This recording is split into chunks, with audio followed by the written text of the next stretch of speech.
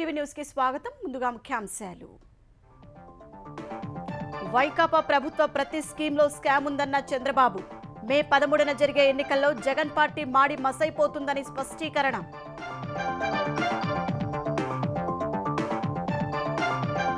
అధికారానికి వచ్చిన 5 ఏళ్లలో అతివలందరికీ ఇళ్ల స్థలాలు. గూడూరులో మహిళలతో ముఖాముఖి కార్యక్రమంలో చంద్రబాబు హామీ.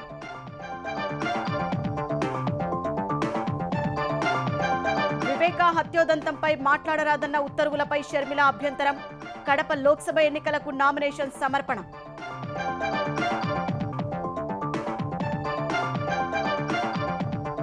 కాంగ్రెస్ పథకాలు చూసి కేసీఆర్ ఓర్వలేకపోతున్నారన్న రేవంత్. మా ఎమ్మెల్యేల జోలికి వస్తే తరిమి కొడతామని ఘాటు హెచ్చరిక.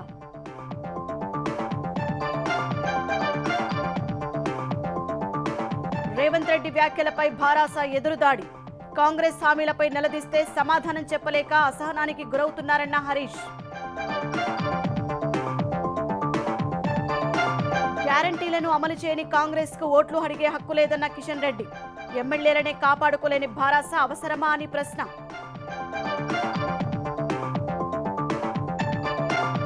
అమేఠీ నుంచి పారిపోయిన రాహుల్ కు వాయనాడ్లో ఓటమి తప్పదన్న మోదీ. కేరళలో పోలింగ్ తర్వాత మరో సీటు చూసుకుంటారని విమర్శ.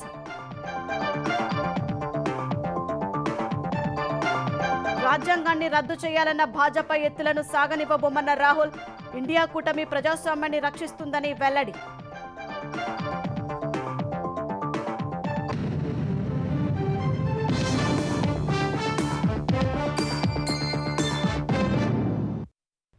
వైకాపా ప్రభుత్వ ప్రతి స్కీమ్లోనూ స్కామ్ ఉంటుందని తెలుగుదేశం అధినేత చంద్రబాబు ఆరోపించారు.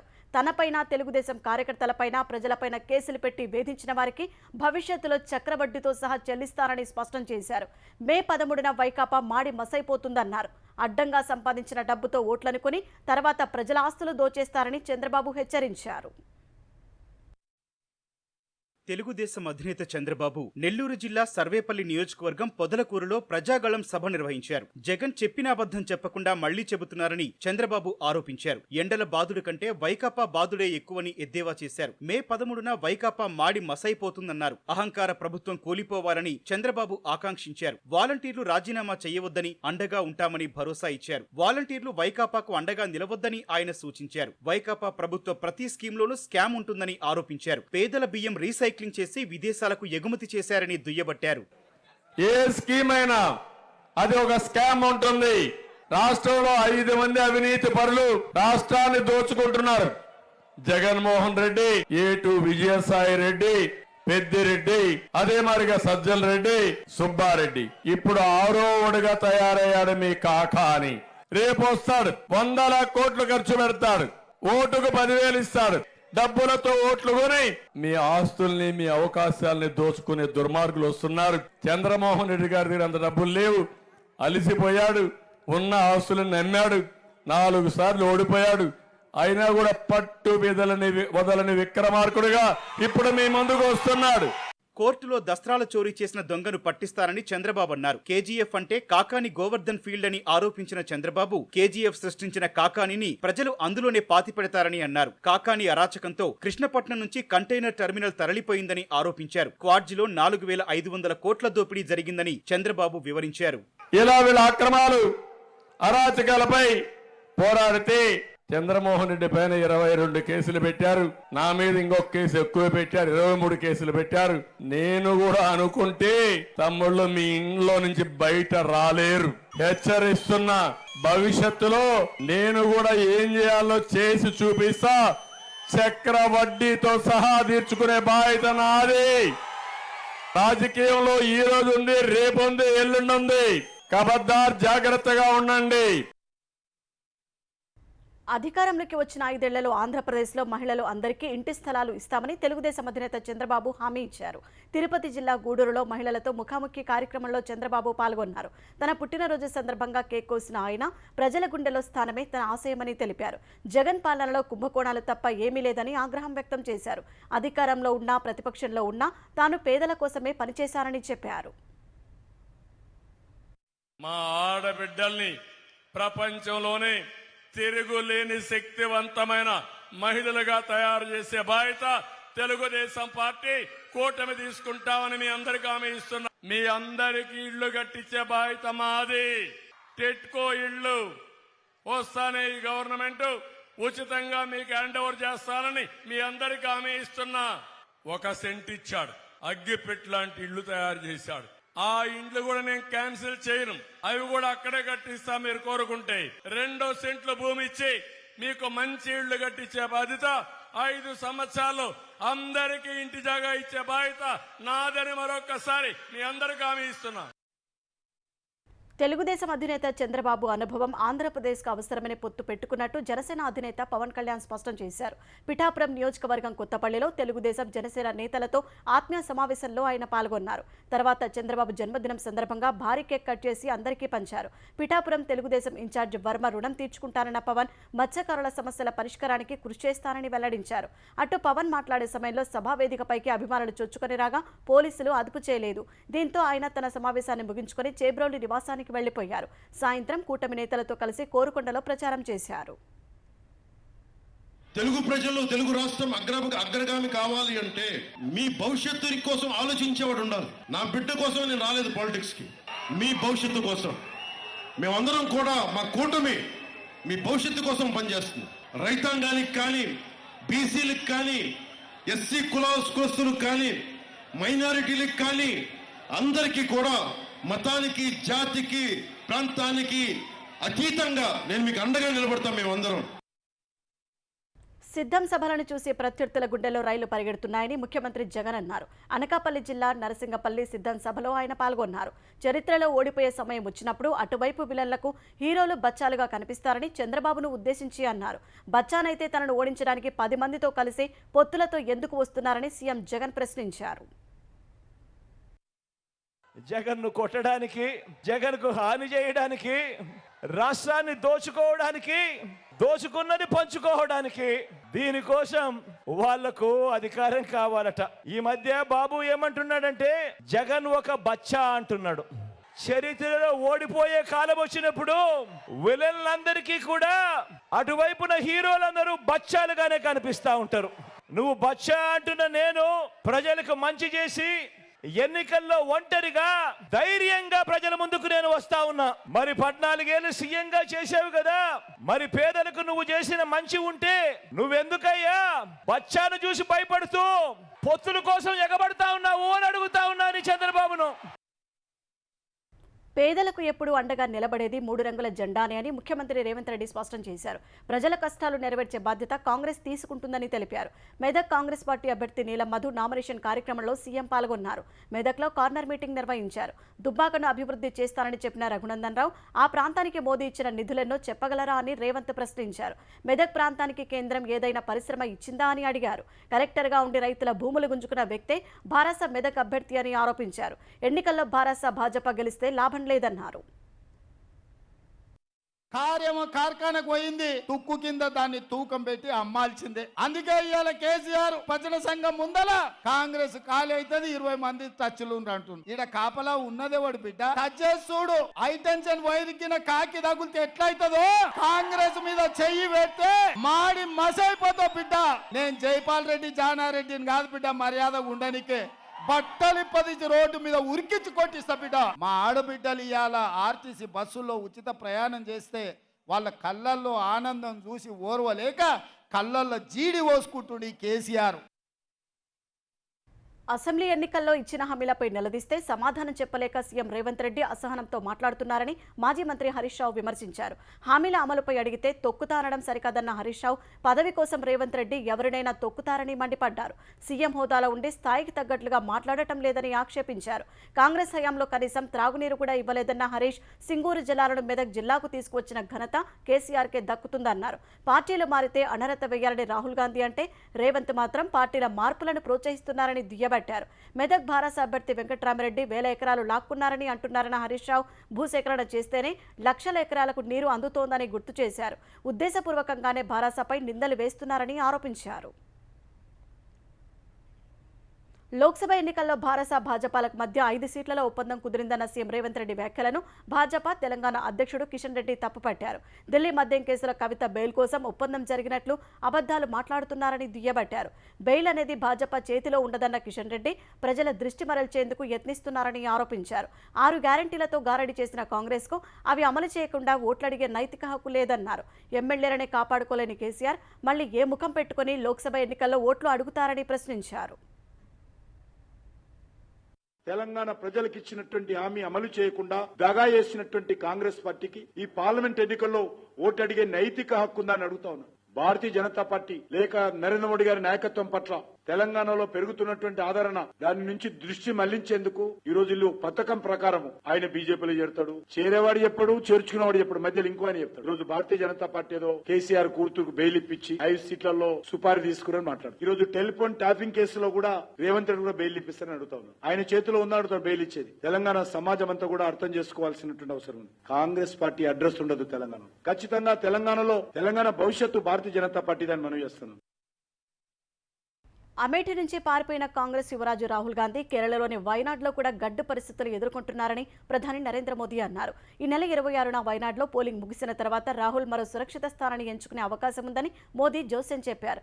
లోక్సభ ఎన్నికల ప్రచారంలో భాగంగా మహారాష్ట్ర నాందేడ్లో జరిగిన బహిరంగ సభలో పాల్గొన్న ప్రధాని మోదీ కాంగ్రెస్ సహా ఇండియా కూటమిలోని ఇతర పార్టీల నేతలపై వ్యంగ్యాస్త్రాలు సంధించారు. कांग्रेस के जो शाहजादे हैं उन्हें भी वायनाड में संकट दिख रहा है. शाहजादे और उनकी टोली 26 अप्रैल को वायनाड में वोटिंग का इंतजार कर रही है. जैसे ही 26 को वायनाड में वोटिंग पूरा हो जाएगा, ये शाहजादे के लिए एक और सुरक्षित सीट घोषित कर देंगे और कहीं और से फिर से लड़ाना पड़ेगा क्योंकि उनके अलायंस के साथी भी एक दूसरे को गालियां दे रहे हैं. उनके एक साथी केरल के मुख्यमंत्री ने जो शाहजादे को सुनाई है, मैं भी कभी ऐसी भाषा नहीं बोलता हूँ, ऐसी भाषा बोली है. ये हाल है उनका. अब जैसे इन्होंने अमेठी से भागना पड़ा, अब मान के चलिए वो वायनाड भी छोड़ेंगे. దేశంలో ప్రజాస్వామ్యాన్ని రాజ్యాంగాన్ని రద్దు చేయాలన్న భాజపా ఆర్ఎస్ఎస్ యత్నాలను ఇండియా కూటమి సాగనివ్వదని కాంగ్రెస్ అగ్రనేత రాహుల్ గాంధీ వ్యాఖ్యానించారు. బీహార్ భాగల్పూర్లో నిర్వహించిన ఎన్నికల ర్యాలీలో పాల్గొన్న రాహుల్ ఎన్నికల్లో భాజపాకు 150 సీట్లకు మించి ఒక్కటి కూడా ఎక్కువ రావన్నారు. పేదలు, దళితులు, గిరిజనులు ఏదైనా సాధించారంటే అది కేవలం రాజ్యాంగం వల్లేనని రాహుల్ స్పష్టం చేశారు. ఒకవేళ రాజ్యాంగం రద్దయితే మళ్లీ పాత పరిస్థితులే వస్తాయన్నారు. ప్రధాని మోదీ పాలనలో 70 కోట్ల భారతీయుల వద్ద ఉన్న సంపదతో 22 మంది ధనికుల సంపద సమానమైందన్నారు. ఆ విధానాన్ని తాము మార్చాలనుకుంటున్నట్టు వెల్లడించారు. ये योजना हिंदुस्तान के किसी युवा को नहीं अच्छी लगती. जैसे हमारी इंडिया गठबंधन की सरकार आएगी, ये अग्निवीर योजना को उठा के हम बाहर फेंक देंगे, खत्म कर देंगे. इसकी कोई जरूरत नहीं है. हिंदुस्तान को 2 तरीके के शहीद नहीं चाहिए. एक शहीद चाहिए, एक तरीके का शहीद चाहिए. पेंशन सबको मिले. इन्होंने 5 अलग तरीके की जीएसटी बना रखी है. ये जीएसटी को हम बदलेंगे. एक टैक्स होगा, कम से कम टैक्स होगा. जो आशा और आंगनवाड़ी का काम कर रहे हैं, उनकी जो आमदनी है उसको हम दुगना करने जा रहे हैं. మాజీ మంత్రి వివేకానందరెడ్డి హత్యోదంతంపై తాము మాట్లాడరాదని ఉత్తర్వులు ఇవ్వడంపై ఏపీ పీసీసీ అధ్యక్షురాలు వైఎస్ షర్మిల తీవ్ర అభ్యంతరం వ్యక్తం చేశారు. వివేకాను వైకాపా ఎంపీ అవినాష్ రెడ్డి కుటుంబ సభ్యులు హత్య చేస్తే అప్పటి ముఖ్యమంత్రి చంద్రబాబు చేయించారంటూ గత ఎన్నికల సమయంలో ప్రస్తుత సీఎం జగన్ ప్రతి ఊర్లో ప్రచారం చేసినప్పుడు లేని అభ్యంతరం ఇప్పుడు ఎందుకని షర్మిల ప్రశ్నించారు. వివేకానందరెడ్డి హత్యపై సీబీఐ ఆధారాలతో బయటపెట్టిన విషయాలనే మాట్లాడుతుంటే ఎందుకు ఉలిక్కి పడుతున్నారని నిలదీశారు. ఈ ఉదయం ఇడుపులపాయలో తన తండ్రి వైఎస్ రాజశేఖర రెడ్డి సమాధి వద్ద నివాళులర్పించిన షర్మిల కడప లోక్సభ అభ్యర్థిగా నామినేషన్ వేశారు. అనంతరం మాట్లాడిన ఆమె జగన్ అవినాష్లపై తీవ్ర విమర్శలు గుప్పించారు. ఏదైతే సిబిఐ ఛార్జ్ షీట్ లో ఉందో ఆ విషయాలు మాత్రమే మాట్లాడడం జరుగుతుంది. మేము మాట్లాడకూడదు అన్నట్టు గ్యాగ్ ఆర్డర్ తీసుకొచ్చారు. 2019 లో వివేకానంద రెడ్డి గారు చనిపోయినప్పుడు చంద్రబాబు గారు ఈ హత్య చేయించారు అని నారాసుర రక్త చరిత్ర అని మాట్లాడిన వాళ్ళు అప్పుడు ఎలక్షన్లప్పుడు వాళ్ళు మాట్లాడొచ్చు. ఇప్పుడు 5 సంవత్సరాలైనా న్యాయం జరగకపోతే మేము మాట్లాడడానికి వీల్లేదు అంటున్నారు. ఇది న్యాయం అవునో కాదో రాష్ట్ర ప్రజలందరూ గమనిస్తున్నారు. జగన్మోహన్ రెడ్డి గారికి ఒక చిన్న రాయి తగిలితే హత్యాయత్నం అని పెద్ద బ్యానర్ ఐటమ్ గా వేసుకున్నారు. మరి చిన్న రాయితో కొడితేనే మీకు హత్యాయత్నంలా ఉంటే వివేకానంద రెడ్డి గారిని 7 సార్లు నరికితే సాక్షికి హార్ట్ అటాక్ లాగా ఎందుకు కనిపించిందో జగన్మోహన్ రెడ్డి గారు సమాధానం చెప్పారు. సిబిఐ దోషులు అని చేర్చిన అవినాష్ రెడ్డి గారిని ఎందుకు కాపాడుకుంటూ వస్తున్నారో రాష్ట్ర ప్రజలకు జగన్మోహన్ రెడ్డి గారు సమాధానం చెప్పాలి. గత ఎన్నికల సమయంలో ముస్లింలకు ఇచ్చిన ఒక్క హామీని కూడా సీఎం జగన్ నెరవేర్చలేదని తెలుగుదేశం అధినేత చంద్రబాబు సతీమణి భువనేశ్వరి విమర్శించారు. కుప్పంలో ముస్లిం మహిళలతో భువనేశ్వరి ముఖాముఖి నిర్వహించారు.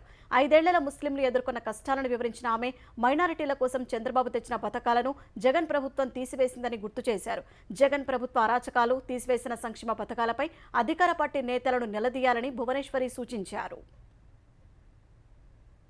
నంద్యాల్లో షేక్ అబ్దుల్ సలాం ఆయన ఈ వైసీపీ ప్రభుత్వం చేసే అరాచకాలు భరించలేక అతను భార్య బిడ్డలు అందరూ ఆత్మహత్య చేసుకున్నారు. స్కూల్కి వెళ్లే చిన్నపిల్ల తను నంబర్ 1 గా వస్తాందని వైసీపీ నాయకులు అతని కూతురు నంబర్ 1 గా ఉండాలని ఈ అమ్మాయిని వేధించుకుని ఆ అమ్మాయి ఆ వేదనలు భరించలేక ఆత్మహత్య చేసుకుంది. నందికొట్కూరులో ఆ అమ్మాయి నమాజ్ చదువుకోవటానికి వెళ్లేటప్పుడు వైసీపీ నాయకుడు ఆ అమ్మాయిని బుర్ఖాన్ తీశాడు, నానా మాటలు అన్నాడు. వాళ్ళకి మంచి మర్యాద అనేది లేదు, ఒక మతాన్ని గౌరవించాలని అసలు లేదు. వాళ్ళకి కావాల్సింది డబ్బు, ప్రజలు ఏమైనా పర్వాలేదు అనే ఆలోచనలో ఉంది ఈ వైసీపీ ప్రభుత్వం. అది కాకుండా ఈ వైసీపీ ప్రభుత్వం కూడా చాలా పథకాలు ఇస్తామన్నారు. మరి అన్ని ఏమైంది అని మనందరం నిలదీయాలి ఈ ప్రభుత్వాన్ని. ముఖ్యమంత్రి జగన్పై రాయిదాడి కేసులో పోలీసులు తీసుకెళ్లిన దుర్గారావును తమకు చూపించాలని ఆయన భార్య, కుటుంబ సభ్యులు, వడ్డెర సంఘం నేతలు విజయవాడ సిపి కార్యాలయం వద్ద ఆందోళనకు దిగారు. పోలీస్ కమిషనర్ కార్యాలయానికి చేరుకున్న ఆందోళనకారులను పోలీసులు అదుపులోకి తీసుకున్నారు. అక్కడి నుంచి ఆటోలో పోలీస్ స్టేషన్కి తరలించారు. తన భర్తను చూపించాలని దుర్గారావు భార్య పోలీసులను డిమాండ్ చేశారు. నా భర్త నాకు చూపించాలి. 16వ తారీఖు సాయంత్రం తీసుకెళ్లారు, ఇంతవరకు లేదు. శిక్ష ఒప్పుకున్న సతీష్ని చూపించారు, మిగతా నలుగురిని వదిలేశారు. నా భర్త ఏం తప్పు చేశాడు, అతను ఒప్పుకోవట్లేదు కాబట్టి మీరు దాచి పెడుతున్నారు. మీ దగ్గర సాక్ష్యాలు లేవు కాబట్టి నా భర్త తీసుకురండి. నా భర్తను బయటకు తీసుకురావాలి. న్యాయం అనేది ఉంటే న్యాయం గెలవాలి. రాజ్యాంగాన్ని కూలీ చేస్తున్నారు. ఈ బిడ్డల మొహం చూడండి అయ్యా. అరెస్టు కూడా లేకుండా తీసుకెళ్లిన మనిషి ఉన్నాడా లేడా, ఏమయ్యారని ఆ రోజు డబ్బులు ఇచ్చి వైసీపీ లీడర్లు వడ్డెర్లని రోడ్ల మీదకి రప్పించినటువంటి నాయకుల్ని వాళ్ళని అరెస్ట్ చేయండి. తెలుగుదేశం అధినేత చంద్రబాబు 74వ పుట్టినరోజు సందర్భంగా ప్రముఖులు, పార్టీ నాయకులు, కార్యకర్తలు ఆయనకి శుభాకాంక్షలు తెలిపారు. చంద్రబాబుకు ప్రధాని నరేంద్ర మోదీ జన్మదిన శుభాకాంక్షలు తెలిపారు. అనుభవజ్ఞుడైన నేత, నిరంతరం ఆంధ్రప్రదేశ్ అభివృద్ధికి అంకితమైన నాయకుడు అని ఎక్స్లో కొనియాడారు. ఆయురారోగ్యాలతో ప్రజాసేవలో కొనసాగాలని ఆకాంక్షించారు. ప్రధానికి చంద్రబాబు కృతజ్ఞతలు తెలిపారు. చంద్రబాబుకు పుట్టినరోజు శుభాకాంక్షలు తెలిపిన జనసేన అధ్యక్షుడు పవన్ కళ్యాణ్ సంపూర్ణ ఆయురారోగ్యాలు అందించాలని భగవంతుణ్ణి ప్రార్థిస్తున్నట్లు పేర్కొన్నారు. నిరంతరం రాష్ట్రం గురించే చంద్రబాబు ఆలోచిస్తారని పవన్ వెల్లడించారు.